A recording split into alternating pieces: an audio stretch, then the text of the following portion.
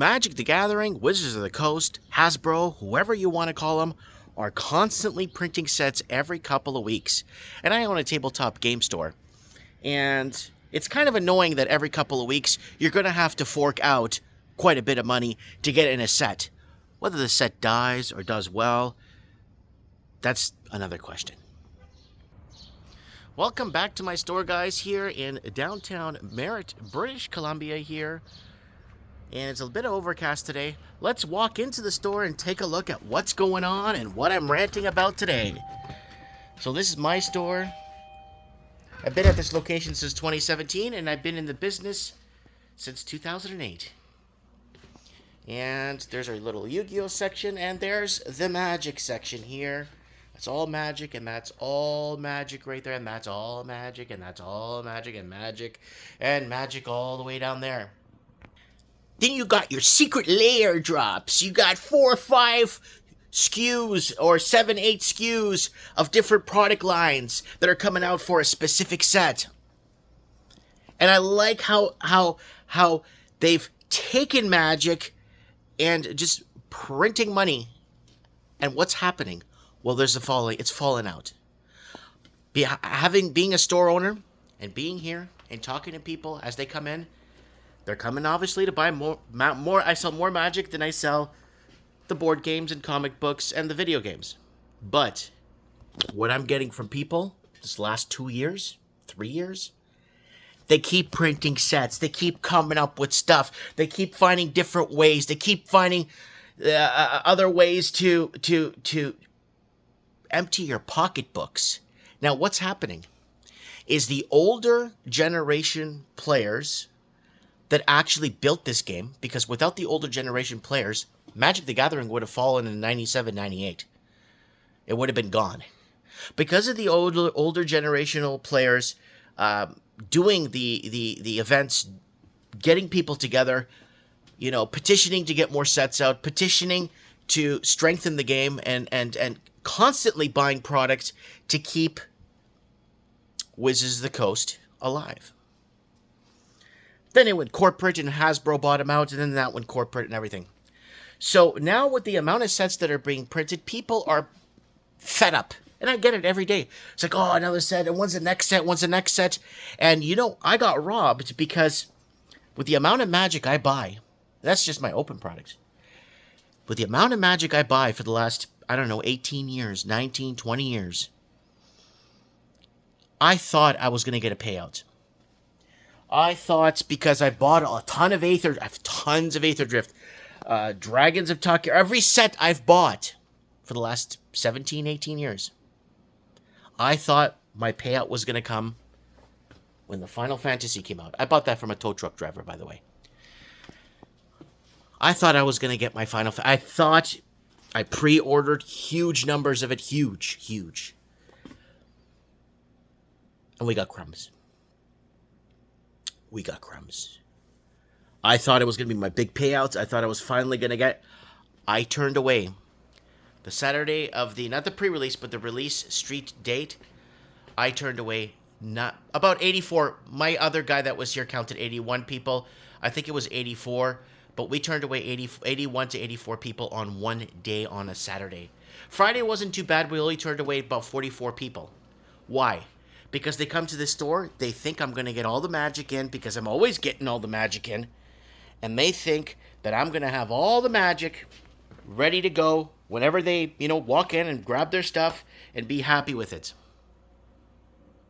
But that wasn't the case.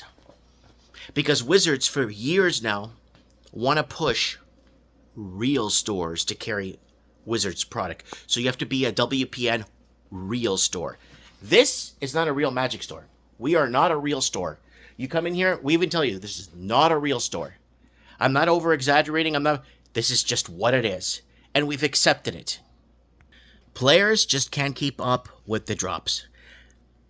Especially players that have gotten into the game in the last 5 to 6, 7, 8 years are having a really tough time keeping up with the drops. And it's hard for stores. I get it all in. I was expecting a big Final Fantasy. I was really hoping for something big, and it didn't come. Because we don't buy enough magic here. We don't buy enough magic here. And we don't buy enough magic here. That's just my open pack boxes. You'd have a heart attack if you saw what I had sealed. Anyways.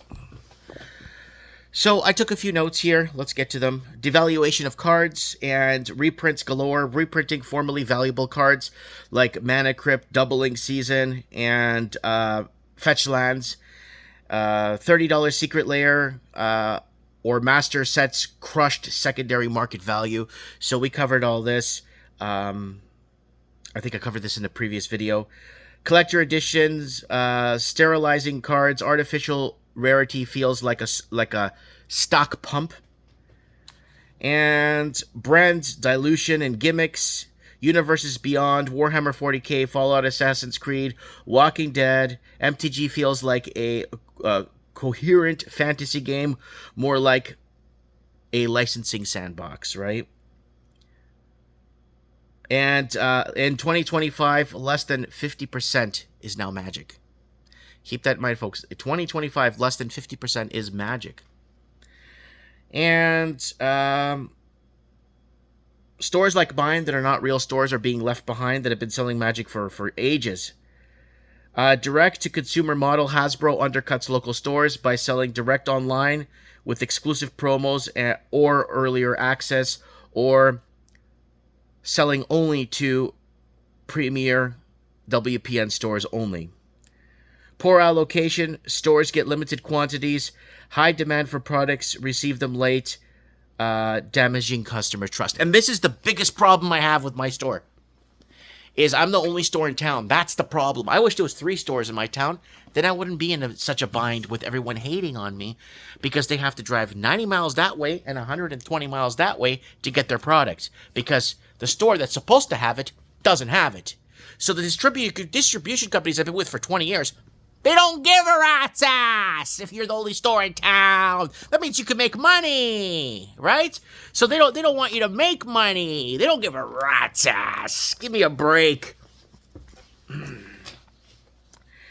And again, the distribution companies are becoming scalpers. We established that a few videos ago. And tanking player trust, 30th anniversary product, $999 for 4 proxy packs of alpha reprints.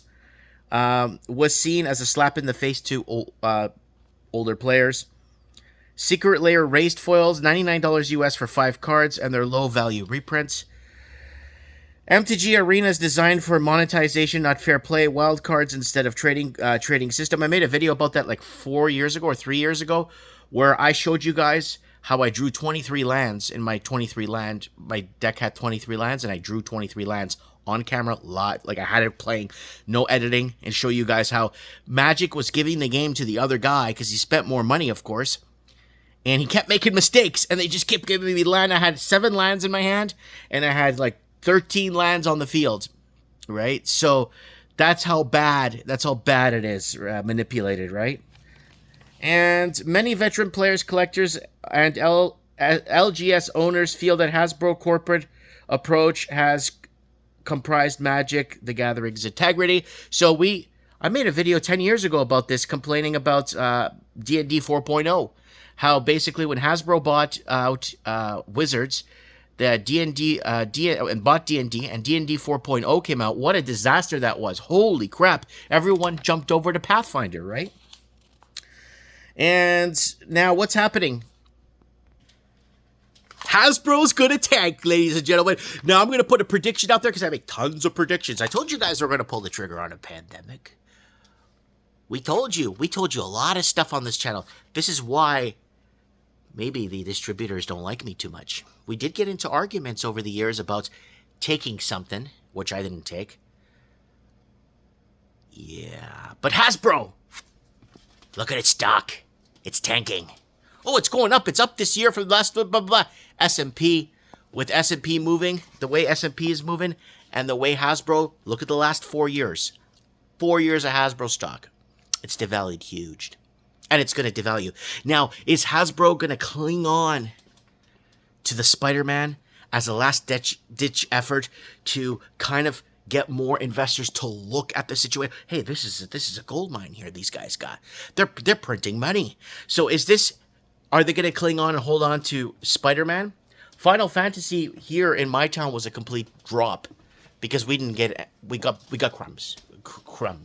So I had to sell like very limited to everybody because we just got crumbs, right? So are they going to cling on and hold on to the Spider-Man and see how that goes? You're going to start to see the stock tank. Mark my words, you'll start seeing the stock tank. I think by Q1 of 2026, they're going to be in trouble. And by Q2 of 2026, Hasbro is going to file for Chapter 11 or whatever. Mark my words. Because when they kick the little guy out, it's very, very interesting. And there's something, somebody messaged me and told me that they actually used to listen to my Magic the Gathering podcast I did back in 2007, 8, and 9. I did a Magic the Gathering podcast where we recorded. It wasn't video, but it was recorded. It was years ago. And somebody reminded me, and I'm looking into this to see if I could find these podcasts for you guys. We did videos on flip cards. Hey, I think Magic should come out with flip cards, with vampires and werewolves. Hey, Magic should bring back Kamigawa and make it into a neon cyberpunk look. We need more humans in Magic. There's not enough human race in Magic to create human decks like pirates. And yeah, the whole mob theme. We talked about Magic should get into maybe an organized crime set. It was a flop though. There it is, New Capenna.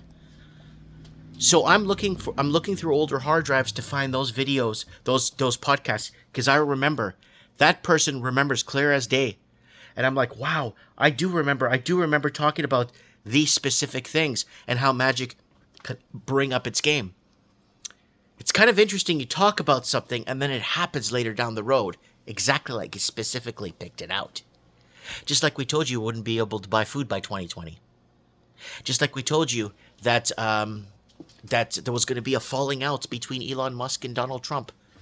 Everyone was calling me clickbait boy, that the two guys were going to live forever and be together and save America. And I told you there was going to be a falling out. People call me clickbait boy.